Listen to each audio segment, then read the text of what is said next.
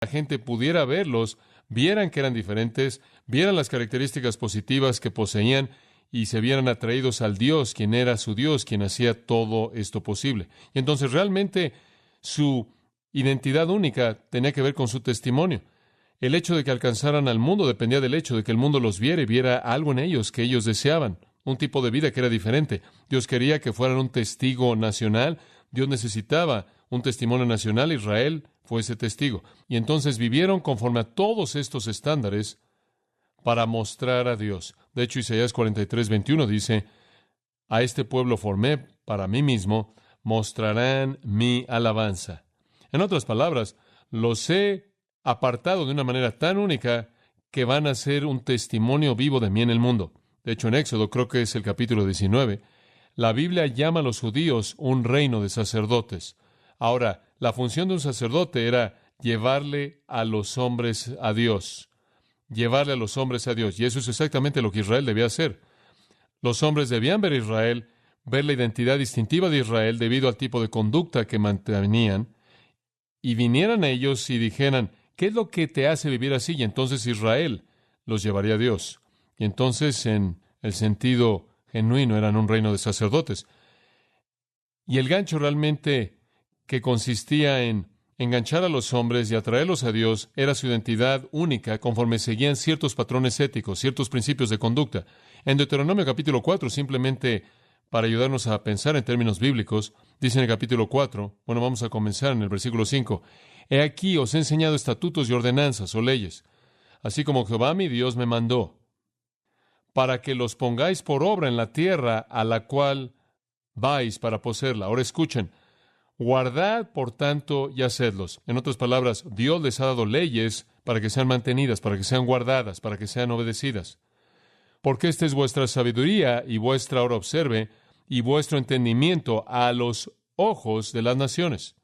Como puede ver, esto es lo que los aparta como sabios y entendidos a los ojos de las naciones, que oirán todos estos estatutos y dirán, ciertamente esta gran nación es un pueblo sabio y entendido. Porque ¿qué nación es tan grande que tenga a Dios cercano a ellos? Como puede ver, el mundo debe verlo usted y decir, wow, esas personas tienen estándares, tienen ciertos principios que funcionan, que operan. ¿Hay algún pueblo tan cercano a Dios como ellos? Ese es un testimonio dinámico. Y entonces la gente que quería conocer a Dios vendría a ellos y ser presentados a Dios.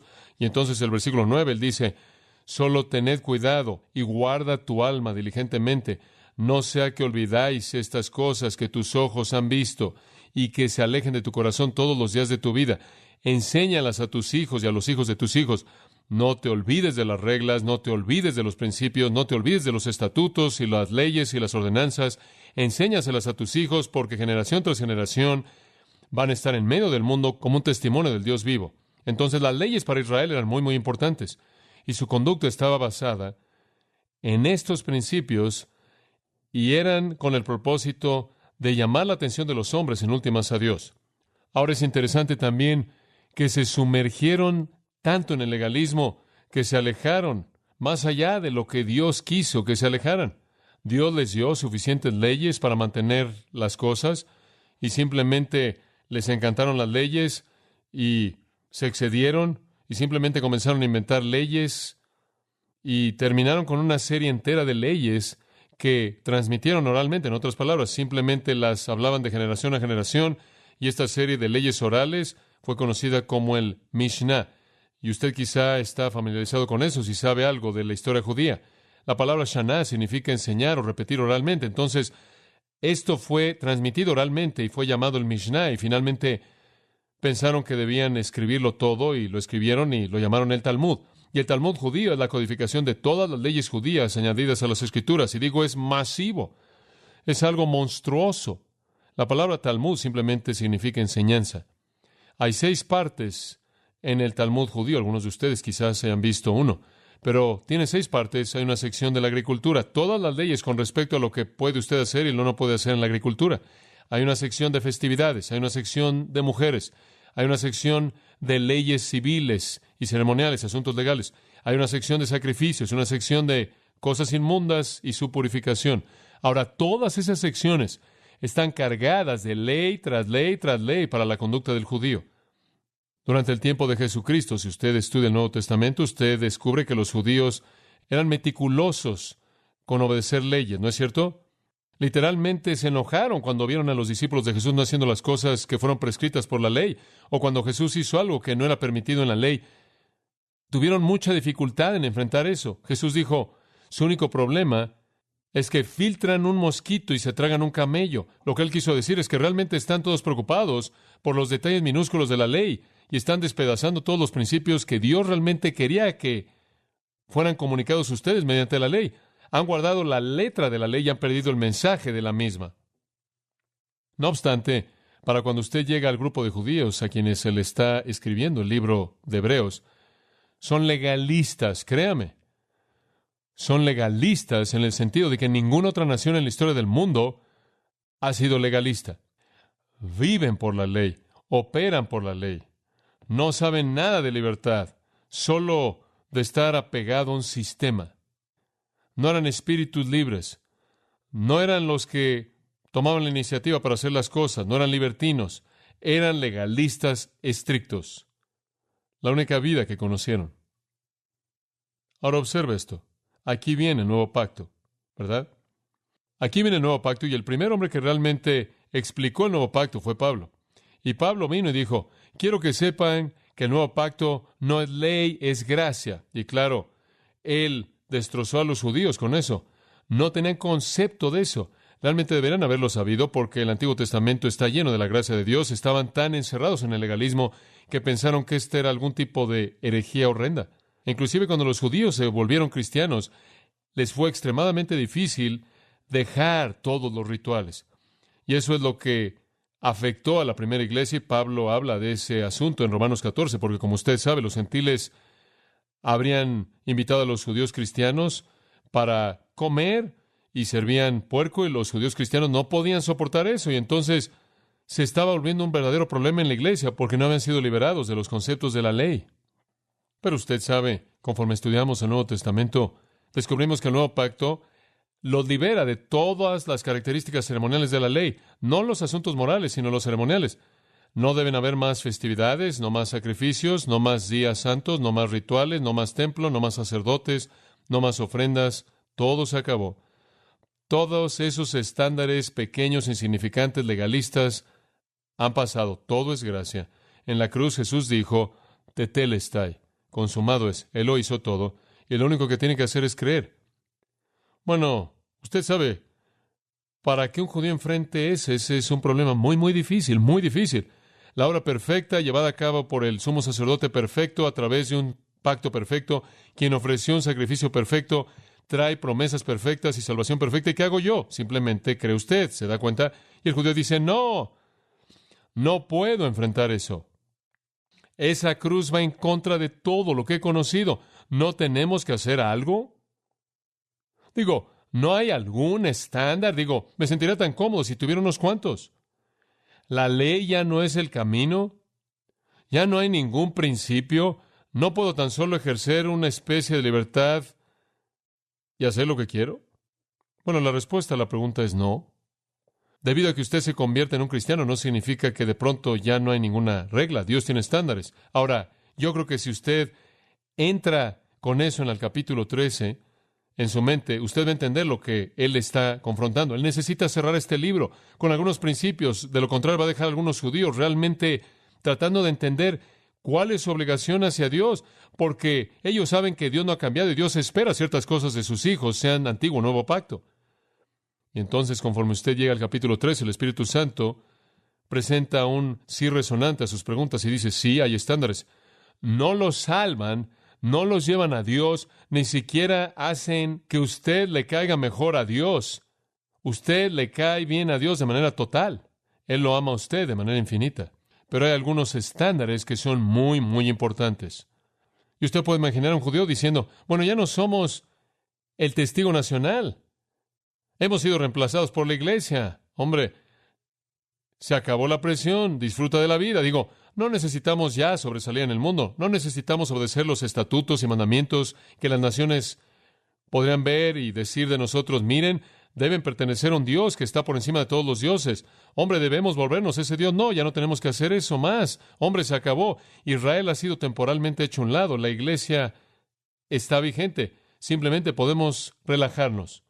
El Espíritu Santo dice, no, son parte de la iglesia. La iglesia está constituida de judío y gentil. Los estándares no son minimizados en absoluto. Los estándares están ahí. Dios espera que usted se conduzca de tal manera que los hombres todavía vean sus buenas obras y hagan ¿qué? Glorifiquen a vuestro Padre que está en los cielos. Eso no ha cambiado en absoluto. Y entonces, mientras que Israel ya no es una nación testigo, el cuerpo entero de la iglesia, judío y gentil, es el testigo de Dios. Y entonces hay principios. Y entonces, conforme usted llega al capítulo 13, eso es lo que realmente Él simplemente delinea. Él simplemente va por el capítulo dando algunos principios muy básicos para la vida cristiana para que podamos tener un testimonio en el mundo. Ahora vemos tres cosas en el capítulo y nunca podemos llegar a las últimas dos. Llegaremos ahí la próxima semana.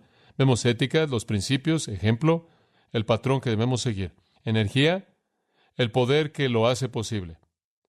Tenemos los principios, tenemos una vida ejemplar que seguir y tenemos la energía para hacerlos operar. Ahora hemos estado hablando de los principios, la ética. Y vemos eso en los primeros 19 versículos, la ética de la vida cristiana, y son dados. Y realmente lo que sucede aquí es que todo en cierta manera es reducido a conceptos generales simples. Y en primer lugar, simplemente permítame decir esto. Hay tres categorías de ética cristiana. Número uno, en relación a otros. Cubrimos eso, ¿verdad? Y en relación a otros, Él pide dos cosas. Amor sostenido y empatía. Amor sostenido y empatía. El amor simplemente va a cubrirlo todo, ¿no es cierto? Y preocúpense unos de otros. Después, la segunda categoría, comenzando en el versículo 4, fue en relación a nosotros mismos. Hay algunos estándares muy importantes en relación a nosotros mismos. Número uno fue pureza sexual, versículo 4. Honrosos en todos el matrimonio y el lecho sin mancilla, pero a los fornicarios y a los adúlteros los juzgará Dios. Leí en donde Pablo dijo que cuando usted peca en el sexo, usted peca contra su propio cuerpo. La segunda en relación a nosotros mismos es satisfacción. ¿Se acuerda eso de el último domingo por la noche, versículos 5 y 6? Aprendan a estar sin avaricia, aprendan a estar satisfechos con las cosas que tienen y sepan que el Señor va a ayudar y va a cuidar de sus necesidades. Entonces, en relación a nosotros mismos, debe haber pureza sexual y satisfacción. En tercer lugar, y vamos a retomarlo en este punto, en esta noche, debe haber perseverancia. En relación a nosotros mismos, Dios desea que seamos perseverantes. Observa el versículo 9, y lo voy a leer. No os dejéis llevar de doctrinas diversas y extrañas, porque buena cosa es afirmar el corazón con la gracia, no con viandas, que nunca aprovecharon a los que se han ocupado de ellas. Ahora, aquí les está diciendo, no se atoren en el legalismo. Sí, hay estándares morales, pero no son los asuntos ceremoniales externos como lo que ustedes comen. Observe lo que dice, que su corazón está establecido con ¿qué? Gracia, no ley. Que su vida esté arraigada y establecida sobre la gracia, no en base a la ley externa. Cosas superficiales como leyes ceremoniales, y cierto tipo de alimento, y cierto tipo de ropa, y cierto tipo de días santos, y cierto esto, y cierto aquello, las cuales no les han aprovechado a aquellos que se han ocupado con ellas. Él dice, miren, de hecho, todos aquellos que están atorados aún en el judaísmo todavía están cumpliendo con todas las leyes y están perdidos, están perdidos. Ahora regrese por un momento al versículo 7. Acordaos de los que tienen autoridad sobre vosotros, que os hablaron la palabra de Dios. Considerad cuál sea el resultado de su conducta e imitad su fe. Él dice esto, miren a aquellos que vinieron antes de ustedes y vean cómo permanecieron fieles. Después él dice en el versículo 8, Jesucristo es el mismo ayer, hoy y por los siglos. Véanlo. ¿Cambió él? ¿Acaso los que fueron sus padres espirituales cambiaron? Versículo 7, no. ¿Acaso el que es su creador espiritual cambió? Versículo 8, no. Entonces, versículo 9, tampoco cambien ustedes. No sean llevados con doctrinas diferentes y extrañas. La palabra ser llevados simplemente significa ser quitados. Quédense en donde están. Una de las estrategias más sutiles de Satanás en contra del cristiano es alejarlo de la doctrina sana. Es envolverlo en algún tipo de doctrina que resulta estar siendo soplada por la brisa en algún punto dado. Cristo no ha cambiado, sus ancestros no han cambiado, no cambien ustedes. Una de las cosas más tristes en el mundo es alguien que hace una profesión de Cristo, que cree en Cristo, quizás verdaderamente es salvo, y de pronto es arrastrado por alguna doctrina falsa y pierde su eficacia, su gozo, pierde su recompensa, pierde su eficacia. Este es un problema en Gálatas, como ustedes saben, en el primer capítulo y en el 6º versículo. Me maravillo que tan pronto han sido alejados. Ahí está el mismo concepto. Ustedes, Gálatas, comenzaron también, pero se alejaron de aquel que los llamó a la gracia en Cristo, a otro evangelio. Comenzaron en la gracia y alguien los movió. Él dijo, realmente no es otro evangelio. Hay algunos que los quieren turbar y pervierten el evangelio de Jesucristo, y después alguien siempre dice, oh, pero son personas tan buenas. Oh, pero es un hombre tan amable. Oh, él, la evidencia de tanta sabiduría, y él es tan amable, y oh, él conoce la Biblia. Y entonces Pablo dice, pero aun si nosotros, un ángel de los cielos, os predicar otro evangelio del que os ha sido predicado, sea anatema. No me importa cómo sea. Si no es algo que es verdad, es una perversión de la verdad, sea anatema, y simplemente para asegurarse de que nadie se confunda, él lo repitió en el versículo 9. Lo que sucedió a los Gálatas fue triste. Comenzaron en la gracia y terminaron echándose a perder con la ley. Comenzaron en el Espíritu y trataron de continuar en la carne. Él dice, ¿qué les pasó? Que comenzaron en la gracia y fueron arrastrados al legalismo. ¿Saben lo que pasó? Fueron turbados por los falsos maestros. La idea de pervertidos ahí es ser agitado. Fueron agitados y su mente se echó a perder por los falsos maestros. Ahora, esta es la estrategia de Satanás. Satanás ha destruido muchas veces el testimonio de un cristiano, ha robado muchas veces a un cristiano de todo su gozo y toda su eficacia, al desviarlo por la falsa doctrina. Una buena ilustración de eso está a unos 3 kilómetros en esta calle hacia allá. Estas personas siempre están viniendo aquí, anunciándonos que han encontrado la verdad. Y muchos de ellos son personas cristianas. Una madre se me acercó un día, simplemente con lágrimas en sus ojos, diciendo que su marido y su hijo, quienes habían hecho compromisos con Cristo y toda su vida habían estado en la iglesia, fueron arrastrados por esto y terminaron ahí hasta sus oídos y habían perdido todo contacto con la verdad del mensaje de Dios. Y fue una cosa trágica y triste. Y eso es exactamente lo que Satanás quiere hacer. Simplemente para darle una pequeña indicación de cómo Satanás opera de esta manera, permítame tan solo compartir algunos pasajes en la Escritura con usted y dejar que el Espíritu Santo lleve a cabo la enseñanza por un minuto. En Hechos capítulo 20, versículo 29, no trate de seguirme, simplemente si quiere escribirlos, pero puede buscarlos después. Pero en Hechos 20, 29, Pablo se está preparando para dejar Éfeso, y él pasó 3 años ahí, 3 años diligentes. Él pasó noche y día orando por estas personas, enseñándoles todo el día durante 3 años. Simplemente no me puedo imaginar a un hombre que pueda hacer eso. Hora tras hora, tras hora, día tras día, tras día, durante 3 años. No solo el domingo, sino constantemente. Y él los amaba, y él les dio todo lo que tenía, y todo lo que él pudo darles.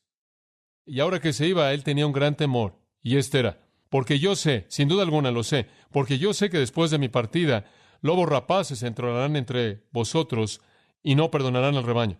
Sé que esto va a pasar. Lobos rapaces, ¿quiénes son? Falsos maestros. Y también de vosotros mismos se levantarán hombres, personas a quienes confían, personas en medio de ustedes, que hablarán cosas perversas para arrastrar a los discípulos tras ellos. Y él dice, simplemente observen y recuerden que por 3 años no he cesado de advertir a cada uno de ustedes noche y día con lágrimas. Y él dice, ahora hermanos, os encomiendo a Dios y a la palabra de su gracia, que tiene poder para sobreedificaros y daros herencia con todos los santificados. Lo único que puedo decir simplemente es que aquí está la palabra. Esta es su única protección. 3 años les advertí, día y noche con lágrimas van a venir, y ustedes saben que lo más triste es que la iglesia de Éfeso dejó de existir eventualmente debido a eso. Satanás opera de esa manera. Al final del libro de Romanos, capítulo 16, versículo 17, Pablo dice al cerrar, ahora os ruego, hermanos, que identifiquen a aquellos que causan divisiones y tropiezos contrarios a la doctrina que habéis aprendido y que los evitéis. Evítenlo. Porque los que son así no sirven a nuestro Señor Jesucristo, sino a sus propios vientres. Están ahí metidos por el dinero. Y mediante buenas palabras y palabras agradables engañan los corazones de los inocentes. Satanás infiltra la iglesia siempre y siempre con falsos maestros. En 2 Corintios capítulo 11, versículo 13, el Espíritu de Dios continúa hablando y él dice esto. Porque tales son falsos apóstoles, obreros fraudulentos. Observen esto. transformándose en apóstoles de Cristo. La gente dice, bueno, él habla acerca de Cristo y él parece ser realmente un creyente en Jesús. Claro. Si viniera y le dijera a usted que él era un creyente en Buda, usted no lo escucharía. Y él dice, no le sorprenda, no se sorprenda porque Satanás mismo se transforma en ángel de luz. Por lo tanto, no es algo grande si sus ministros también se disfrazan como ministros de justicia, cuyo fin será conforme a sus obras. Claro, Satanás va a funcionar de esta manera. En Colosenses capítulo 2, versículo 4. Y esto digo, no sea que alguno os engañe con palabras engañosas. Versículo 8. Guardaos, no sea que alguien os eche a perder mediante filosofía y engaño vano, mediante la filosofía de los hombres, siguiendo la tradición de los hombres y los rudimentos del mundo, y no, según Cristo. No escuchen a filosofías que los alejan.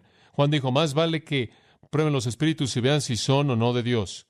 Primero de Juan 4:1. En Judas, esa pequeña epístola, versículo 3, amados, cuando di toda diligencia para escribiros acerca de la salvación que tenemos en común, me fue necesario escribiros y amonestaros a que contendáis ardientemente por la fe.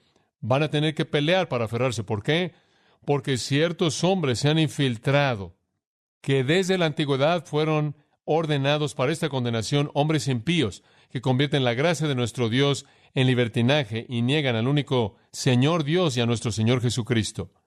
Siempre, siempre, siempre falsos maestros.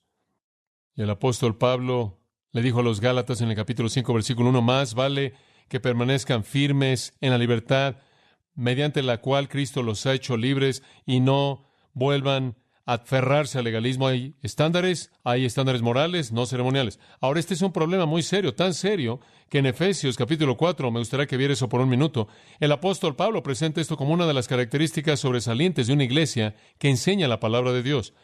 Dios sabe que la batalla más grande que peleamos en la iglesia es la pureza de la iglesia doctrinalmente, porque a partir de ahí brota cualquier otro asunto. Si no tenemos doctrina pura, enfrentamos problemas terribles. Y entonces Él sabe que si necesitamos doctrina pura, a esto tenemos que dirigir nuestra atención. Entonces Él da a la iglesia en el versículo 11, apóstoles, profetas, evangelistas, pastores, maestros, a fin de perfeccionar a los santos para la obra del ministerio, para la edificación del cuerpo de Cristo, para producir la unidad. Después, versículo 14, ¿por qué? ¿Por qué todo esto? Para que ya no seamos niños, llevados por doquier, por todo viento de doctrina, por estratagema de hombres. Estratagema, la palabra en el griego significa aventar los dados.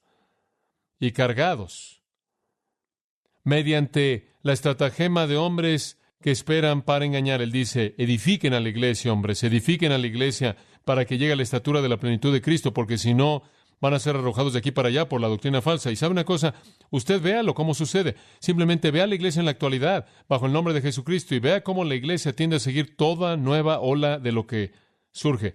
Satanás siempre se va a esforzar por operar en el área de la doctrina falsa. Y la iglesia puede ser como niños pequeños. Usted sabe, como sus niños pequeños, como los de usted y los míos, están arrastrándose ahí en el suelo y no tienen idea de lo que entra a la boca, lo que debe entrar a la boca y lo que no debe entrar. Se lo meten todo ahí. ¿Por qué? No tienen capacidad de discernir. Ni siquiera saben lo que es bueno para ellos. Si usted le dijera a un niño que para cuando tuviera 3 años él podría decidir qué va a comer, él habría muerto ya para cuando llegara a los 5 años. Él habría muerto nada más de puros dulces. Los niños no tienen capacidad de discernir lo que es bueno. Y ese es exactamente el problema en la iglesia. La iglesia en la actualidad, debido a una falta de enseñanza doctrinal sólida, está poblada en términos masivos por bebés que se tragan lo que todo el mundo dice porque no tienen la madurez para discernir. Una de las cosas más tristes que veo en este punto con frecuencia en el ministerio es un hombre que le dice a su congregación lo que está bien y lo que está mal, sin darles jamás principios, y por eso tienen que seguirlo como si fueran bebés. No solo necesitamos enseñarle a la congregación qué evitar, sino que necesitamos enseñarles los principios que les van a permitir formar sus propias convicciones al respecto y tomar sus propias decisiones. Y entonces es muy importante que se nos enseñe doctrina. Aquí es donde entra Satanás. Permítame profundizar y repasar un pasaje que usted conoce, Primera de Juan 2. Usted no puede ser estable, usted no puede perseverar hasta que usted esté nutrido por la doctrina. Esto es lo que está diciendo. Ahora observen 1 Juan 2:12. Os escribo, hijitos, y aquí está la palabra tecnia. Y él no está hablando de bebés en Cristo, él está hablando de niños en el sentido general. Simplemente todos ustedes que son los descendientes de Dios, todo creyente, sean un bebé en Cristo muy maduro, todos son los hijos de Dios en el sentido tecnia. Él dice, os escribo a vosotros, tecnia, porque vuestros pecados son perdonados por causa de su nombre. Ahora él divide a los hijos de Dios en tres categorías. Os he escrito a vosotros, padres, porque habéis conocido a aquel que es desde el principio. Usted sabe, usted puede identificar un padre espiritual. Él tiene la profundidad de conocimiento, él conoce a Dios, él entiende algo de la eternidad y quién es Dios.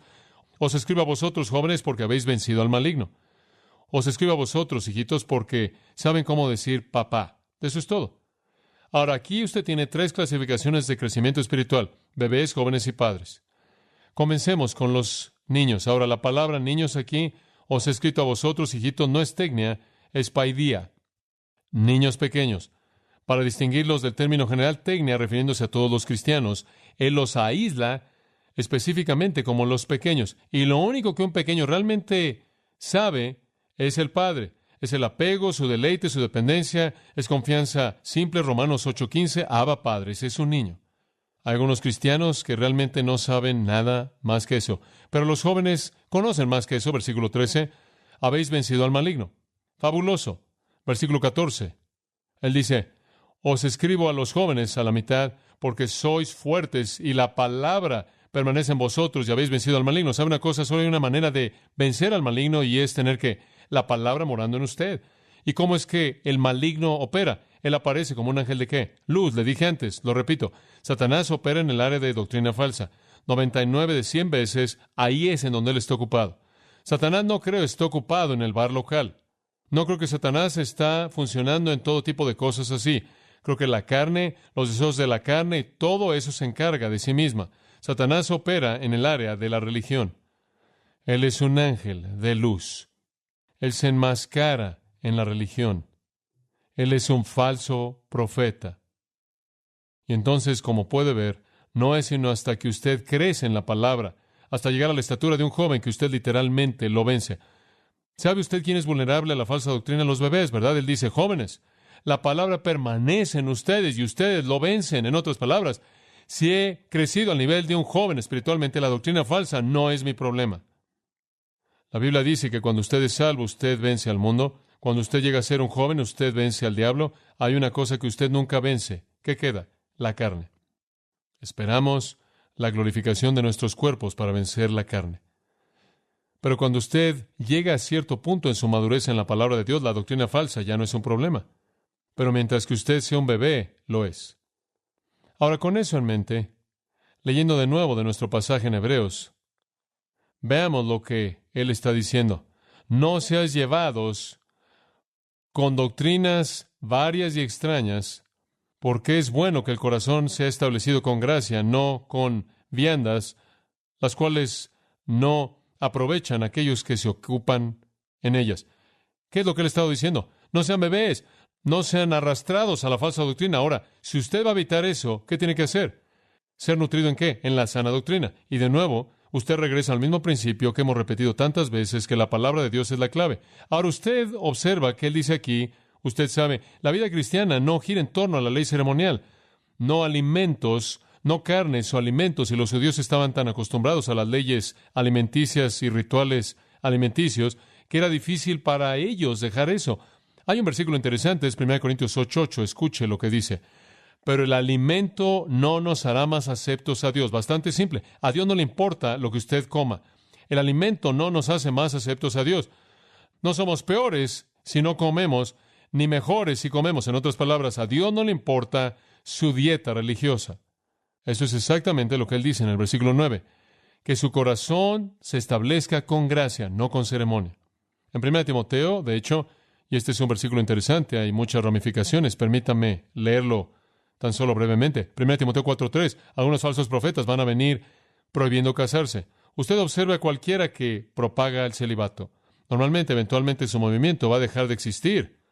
Pero fuera de eso, eso es anti-escritural y mandando que os abstengáis de alimentos. Algunas personas van a venir y van a decir, no deben comer eso, no deben comer esto, no deben y demás, y la Biblia simplemente dice, Dios ha creado todas las cosas para ser recibidas con gratitud por aquellos que creen y conocen la verdad. porque todo lo que Dios creó es bueno y nada es de desecharse si se recibe con gratitud, porque por la palabra de Dios y la oración es santificado. Esa es la razón por la que usted ora antes de comer. Entonces, no estamos hablando de leyes alimenticias. ¿Se acuerda usted de la visión de Pedro en Hechos 10? Él vio a todos los animales ahí en la sábana y él oyó la palabra: levántate, Pedro, mata y come. No llames nada inmundo que Dios ha santificado. En Romanos 14, Pablo dice, el reino de Dios no es comida, bebida, sino justicia y gozo en el Espíritu Santo. Entonces, no escucha a los judaizantes, no escucha a los gnósticos, no escucha a los católicos, no escucha a los adventistas del séptimo día, que promueven el error de que ciertos alimentos agradan a Dios y otros no. No es así. El cristianismo ha hecho que toda la observancia externa sea inválida, y Dios se preocupa por la gracia en su corazón. Entonces, usted se debe a sí mismo a la pureza sexual, tan básico, tan importante, y usted le debe satisfacción a estar satisfecho con lo que tiene, y usted se debe a sí mismo a esta característica tan importante: perseverancia. Y esto significa que debe buscar el estudio de la Escritura de manera diligente. En 1 Corintios 15, me encanta esto y simplemente se lo leo. ¿Se acuerda de este versículo? Por tanto, mis amados hermanos, sed perseverantes, inamovibles, siempre abundando en la obra del Señor, sabiendo que vuestra obra en el Señor no es en vano. Dos palabras: perseverando e inamovibles. Creo que a todo mundo le gusta alguien con convicciones, pero en la vida cristiana es absolutamente esencial para la vida de un creyente. En Colosenses 1:23, Pablo dice: si continúan en la fe, arraigados y establecidos, y no se alejen de la esperanza del Evangelio que habéis oído.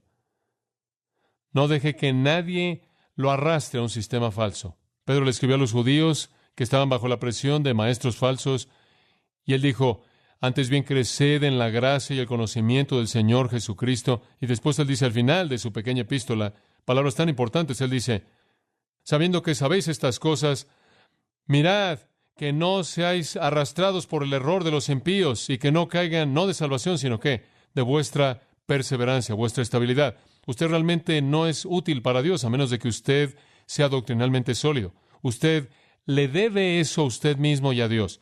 Y alejarse es trágico. Muy bien, entonces vemos que la conducta del creyente en relación a otros es amor sostenido y empatía en relación a sí mismo, pureza sexual, satisfacción y perseverancia. Finalmente, la ética del creyente en relación a Dios. ¿Qué es lo que Dios quiere? ¿Cuáles son las cosas que debo hacer con respecto a Dios en relación a Él? Una, separación. Separación. Y eso lo vemos en los versículos 10 al 14. Y quiero apresurarme a decir que esto, sin duda alguna, es uno de los pasajes más difíciles. Esta pequeña sección breve aquí, sin embargo, es uno de los pasajes más difíciles en todo el libro de Hebreos. Las interpretaciones son múltiples, para decirlo de manera suave. No estoy aquí como una autoridad dogmática. Le voy a dar un par de posturas y le voy a decir lo que yo pienso, y si usted quiere profundizar en su estudio, usted lo puede hacer. Comenzando en el versículo 10, permítame tan solo leer para que usted tenga una idea del texto. Leyendo los primeros dos versículos. Tenemos un altar, del cual no tienen derecho de comer los que sirven al tabernáculo, porque los cuerpos de aquellos animales cuya sangre a causa del pecado es introducida en el santuario por el sumo sacerdote, son quemados fuera del campamento. Le dije: ahora, ¿de qué estamos hablando aquí? Esto es como el hombre dijo, tratando de desarmar lo inescrutable. Ahora, tenemos un altar. Entendí eso. ¿Entendió eso? Muy bien, tenemos un altar. Ahora, ¿qué altar tenemos? Bueno, algunos dicen que esto se refiere al altar físico, y esa es la razón por la que en algunas iglesias usted tiene un altar. Algunas personas dicen que la iglesia debe tener un altar porque dice: tenemos un altar. Pero ese no puede ser el altar del que está hablando, del cual no tienen derecho de comer. ¿Qué tipo de comida se lleva a cabo en el altar? Bueno, algunos inclusive han dicho la mesa de comunión. Bueno, ¿cómo podría tener una mesa de comunión de la cual no podría comer? Eso no tiene sentido. En el versículo 11, de cualquier manera, él dice, habla de los cuerpos de los animales cuya sangre es llevada ahí. Eso no se oye para mí como la iglesia. No, de hecho, la evidencia aquí está en no comer, no en comer. En segundo lugar, algunos dicen que se refiere a un altar celestial. Apocalipsis 6 habla de un altar celestial, y él está diciendo, tenemos un altar en el cielo. Bueno, eso tampoco tiene sentido alguno, del cual no tienen derecho de comer aquellos que sirven en el tabernáculo. ¿Qué tiene que ver eso con el altar en el cielo? De cualquier manera no se va a comer ahí. ¿Y qué es esto de los cuerpos de animales? ¿Qué bestias son quemadas en el altar en el cielo? Otros dicen, no, se refiere a Cristo. ¿Cómo podría referirse a Cristo? Tenemos un altar del cual no tienen derecho a comer. Jesús dijo en Juan 6, ni siquiera puedes conocer a Dios a menos de que comas mi carne y bebas de mi sangre. Ahora le voy a decir lo que creo que es. Y creo que el peso de toda la evidencia está en este punto de vista en particular, pero creo que él está hablando de la idea de separación aquí. La obligación de un cristiano hacia Dios consiste en estar separado del mundo a Dios, ¿verdad? Creo que en eso se está concentrando.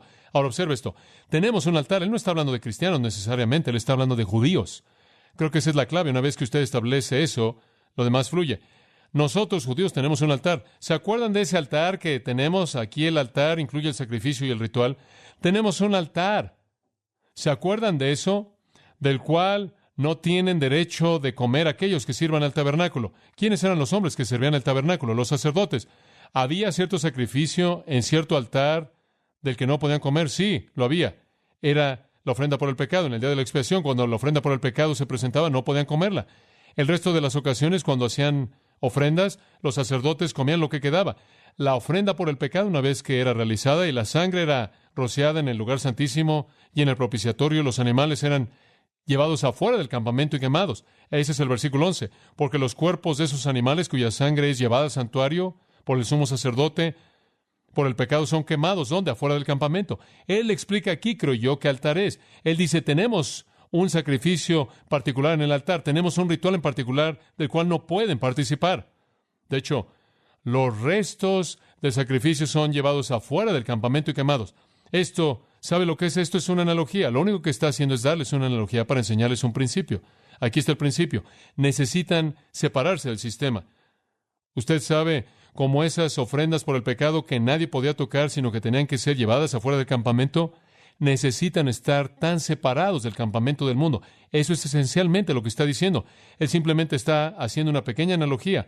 No la puede empujar muy lejos. Él está diciendo, como los animales en la ofrenda por el pecado eran llevados afuera, el creyente necesita ser quitado de los hombres pecaminosos, quitados del sistema, quitado del mundo y apartarse. Ahora, él profundiza en el versículo 12 al identificar a Jesucristo. E incidentalmente, la gente de cualquier manera no quería tener una parte en la ofrenda por el pecado. No querían participar de eso. Versículo 12 dice, por lo cual también Jesús, para santificar al pueblo mediante su propia sangre, padeció fuera de la puerta. Jesús estaba apartado del sistema, ¿no es cierto? En el Antiguo Testamento los judíos tomaban esos cuerpos de esas ofrendas por el pecado, tanto las ofrendas de los sacerdotes como las del pueblo, y los sacaban del campamento. No querían tener nada que ver con esas ofrendas por el pecado. Las separaban de sí mismos. Jesús hizo lo mismo. El sistema no quiso a Jesús tampoco. Lo expulsaron. Él sufrió afuera de la puerta y él santificó al pueblo con su propia sangre. Ahora, como los cadáveres entonces eran quemados afuera del campamento de Israel, entonces Jesús fue matado afuera de la ciudad de Jerusalén. Él fue matado afuera del muro de Jerusalén y cumplió de manera perfecta el retrato del Antiguo Testamento. Usted sabe que esas ofrendas por el pecado antiguas eran los retratos de Cristo, ¿no es cierto? Y entonces cuando Él vino, Él sufrió afuera, como la ofrenda había sido sacada. Ahora, no quiero explicar más que eso. Ambas fueron rechazadas. La ofrenda por el pecado rechazada. No querían comerla, lo sacaron. Jesús rechazado, lo sacaron. Y tampoco querían tener que ver con Él. Y entonces Él lleva el punto al versículo 13. Salgamos, por tanto, afuera del campamento llevando su menosprecio, porque no tenemos una ciudad continua, sino que buscamos una venidera. Separémonos también del sistema. Nosotros, judíos, tenemos un altar, entonces, y en él hay un sacrificio que nadie puede comer. Los cuerpos son rechazados, sacados de la ciudad y quemados. Jesús, la ofrenda por el pecado verdadera, también fue rechazado por el sistema, pero por una razón diferente. Él no está estirando la analogía, él simplemente está diciendo, esto es como Jesús, quien también estuvo sufriendo afuera de la ciudad. Y claro, hay muchas diferencias. Usted no puede excederse, como dije, porque el animal era matado antes de que fuera sacado. Cristo murió afuera y Jesús estuvo dispuesto a ir. Él estuvo dispuesto para que pudiera santificar al pueblo con su propia sangre. Él fue menospreciado, él fue rechazado, él fue odiado, él fue rechazado, él fue traicionado, arrestado, objeto de burla, golpeado, matado como un criminal común, y él aceptó cada parte de esto para derramar su sangre a favor de los hombres. La Biblia dice aquí en el libro de Hebreos, Sin derramamiento de sangre no hay perdón de pecados. Jesús sabía eso, y Él derramó su sangre por el perdón de pecados. El sacrificio del Antiguo Testamento era una vergüenza para el pueblo y lo sacaban. Jesús fue objeto de vergüenza y lo sacaron, aunque no sabían que Él era la ofrenda por el pecado verdadera. No pensaron en eso. Y el punto práctico es este. Usted y yo debemos estar dispuestos a salir del sistema y a llevar el menosprecio y la vergüenza que tanto la ofrenda por el pecado y Cristo mismo llevaron al ser rechazados por los hombres. Moisés lo hizo, capítulo 11, versículo 26, estimando el vituperio de Cristo como riquezas mayores que los tesoros en Egipto. Moisés consideró el estigma que reposa en el ungido de Dios como una riqueza mayor que los tesoros en Egipto. Y entonces el escritor de Hebreos está diciéndonos en el 13:13, deben considerar el estigma, el menosprecio de Cristo, como algo de mayor valor que los tesoros del sistema. Sálganse, eso es lo único que está diciendo. Entonces aquí veo una división muy clara entre los versículos 9 y 10. Él simplemente dice, tenemos un sacrificio en el que la característica es separación. Cristo fue separado de los hombres, ustedes también sepárense. Ahora, Pablo define este concepto en 2 Corintios capítulo 6, en algo de detalle. Permítame leerle estas palabras. No os unáis en yugo desigual con los incrédulos.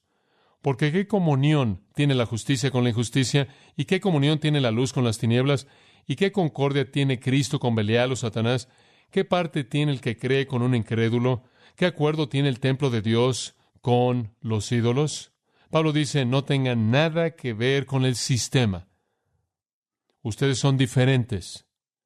Otra cosa que nuestro autor puede estar recordando aquí, y debido a que no estoy en este contexto como un judío viviendo en esa época, no puedo estar seguro, pero tengo una pista en mi mente que en el versículo 13 también él tiene algo más en su mente y parece que él está entretejiendo varios pensamientos juntos y me deja algo confuso, pero con frecuencia ese es mi problema. De cualquier manera, en el versículo 13 él puede tener esto en su mente. Usted se acuerda que en un punto, en la época en la que Israel estuvo dando vueltas en el desierto, Dios fue rechazado por Israel. Y Dios, ¿se acuerda usted?, se movió afuera del campamento y manifestó su presencia afuera del campamento. Y después del incidente del becerro de oro, Moisés sacó su tienda y la colocó afuera del campamento de Israel. Y usted recuerda que fue llamada la tienda del testimonio. Y entonces toda persona que quería acercarse a Dios tenía que salir del campamento de Israel y acercarse ahí. ¿Por qué? Israel lo había rechazado en términos generales. Y Dios se apartó y dijo, si vienen a mí, tienen que apartarse del sistema. ¿Saben una cosa, amados? Yo creo que eso es exactamente lo que Dios está diciendo en la actualidad.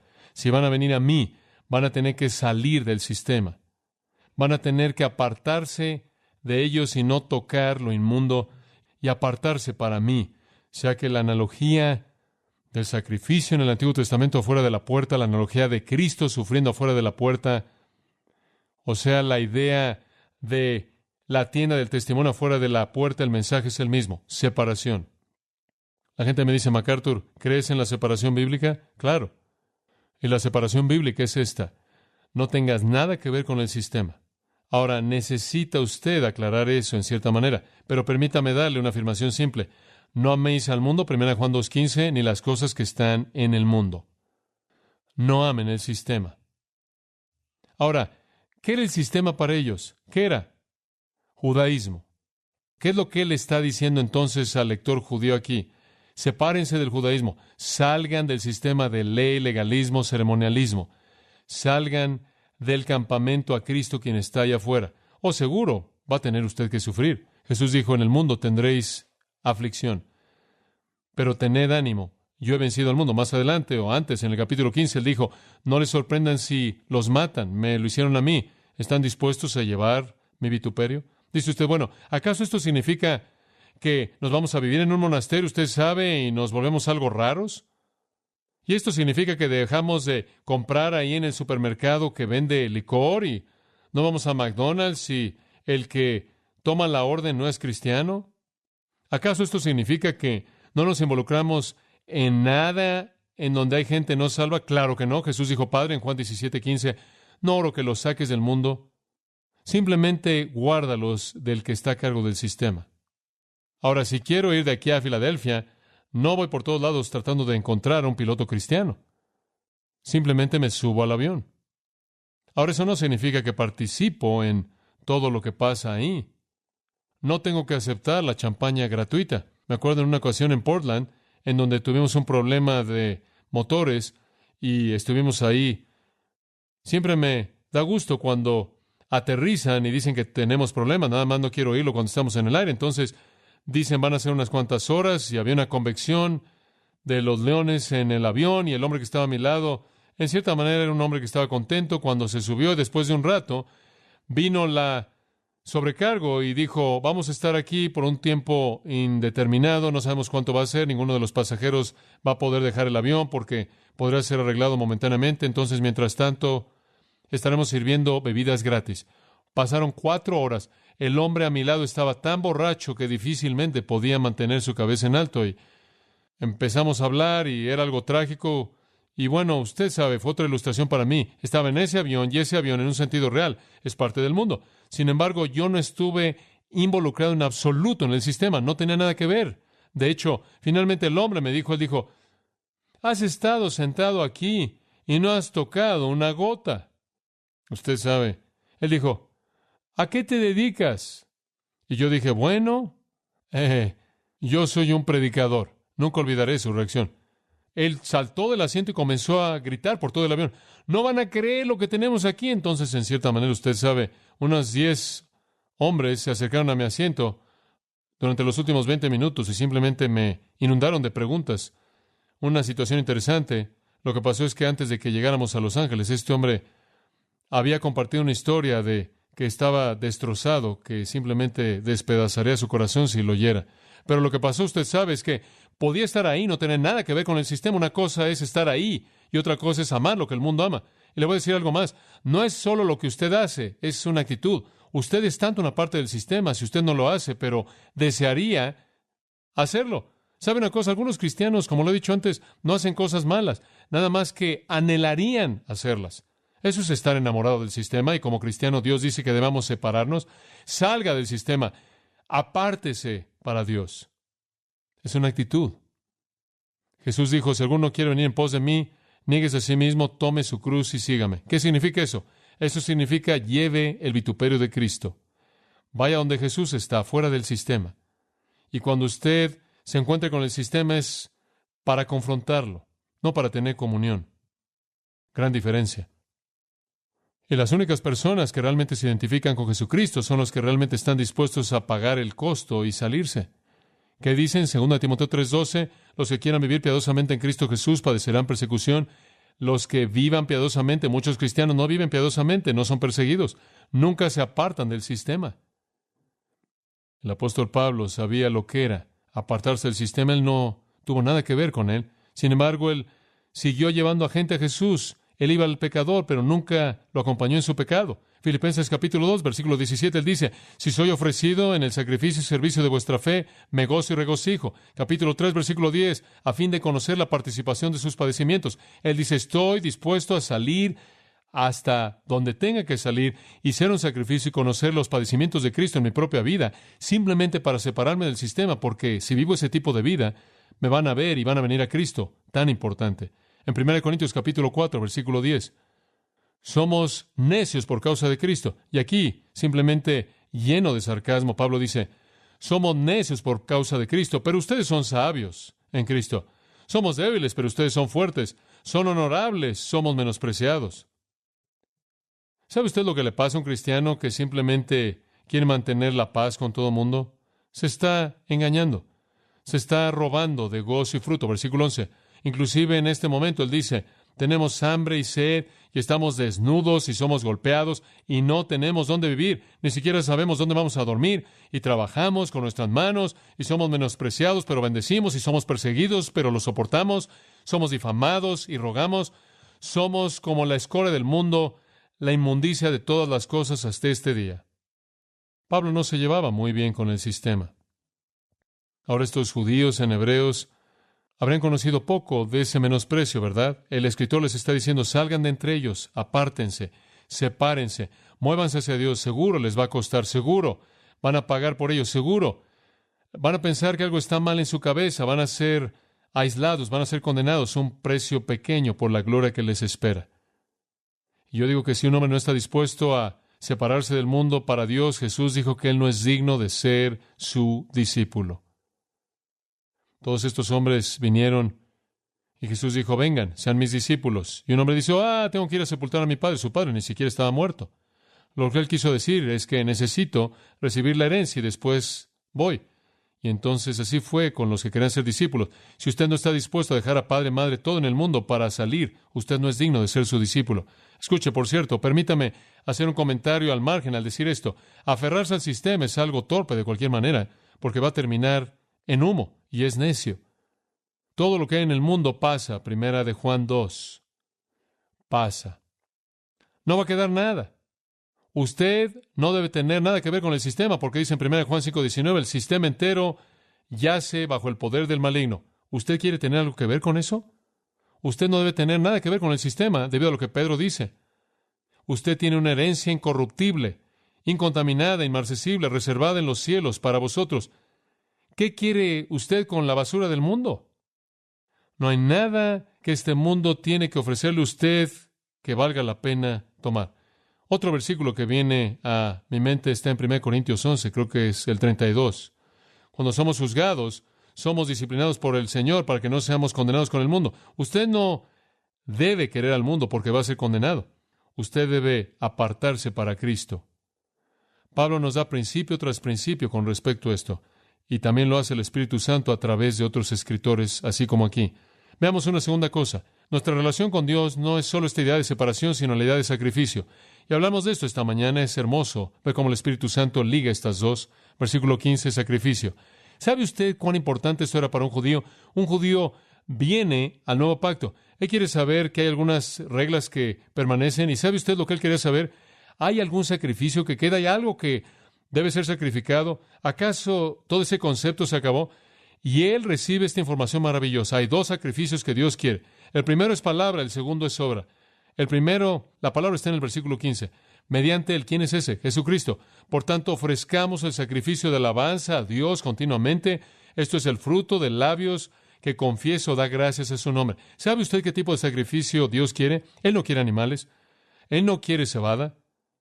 Él quiere la alabanza de nuestros labios.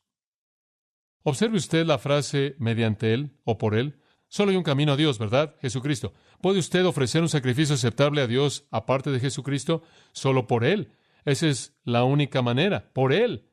No podemos entrar a su presencia de cualquier otra manera. Entonces, el sacerdote creyente viene a la presencia de Dios y dice, aquí hay un sacrificio, y Dios dice, quiero el sacrificio de la alabanza de tus labios. ¿Qué sale de sus labios hacia Dios? ¿Alguna vez está en un estrés que llega a tal grado que usted comienza a enojarse con Dios? A él no le gusta eso. Permítame darle una idea de qué decirle a Dios cuando quiera alabarlo. Te exaltaré, mi Dios, oh Rey, bendeciré tu nombre por los siglos de los siglos. Cada día te bendeciré y alabaré tu nombre por los siglos de los siglos. Grande es Jehová y digno de ser alabado, y su grandeza es inescrutable. Una generación alabará tus obras a la otra y declarará tus obras portentosas. Hablaré del honor glorioso de tu majestad y tus obras maravillosas. Y los hombres hablarán del poder de tus obras que inspiran asombro, y declararé tu grandeza. Jehová es bueno para con todos, y sus misericordias están sobre todas sus obras. Todas tus obras te alabarán, oh Jehová. Hablarán de la gloria de tu reino y hablarán de tu poder. Y sigue. Salmo 146. Alabad a Jehová. 147. Alabad a Jehová. 148. Alabad a Jehová. 149. Alabad a Jehová. 150. Alabad a Jehová. Eso agrada a Dios. Cuando el clamor de sus labios es alabanza a Dios, ese es el sacrificio que Dios desea. Observe la palabra clave. ¿Está listo para escuchar esto? Ofrezcamos el sacrificio de alabanza a Dios. ¿Cuál es la siguiente palabra? Continuamente. Continuamente, dice usted. Pero no entiendes mis problemas. No, usted no entiende a su Dios. 1 Tesalonicenses 5:18. Dad gracias en todo, porque esta es la voluntad de Dios en Cristo Jesús para con vosotros. Dé gracias en todo. Alabe a Dios en todas las cosas. Le agrada. La segunda cosa que le agrada, versículo 16, no solo palabra, sino que más vale que lo respalde con obra. Pero el hacer bien y el compartir, no os olvidéis, porque con tales sacrificios se agrada a Dios. Ahora, mientras que usted está con todo lo verbal hacia Dios, asegúrese de que esté haciendo algo por ello. Dios dice, otro sacrificio que realmente acepto es bondad y compartir. El labio comienza y añadido eso es la vida. Por ejemplo, Santiago 1:27, un versículo que nunca deja de simplificar todo el concepto de religión. La religión pura y sin mácula delante de Dios el Padre es esta. ¿Puede creer usted eso? ¿Puede usted creer que en un versículo puede contener una definición de religión? ¿Está listo para esto? Visitar a los huérfanos y a las viudas y mantenerse sin mancha del sistema. ¿Quiere usted saber lo que es la religión? Ahí está. ¿Quiere usted vivir una vida piadosa? Vaya y encuentre algunos huérfanos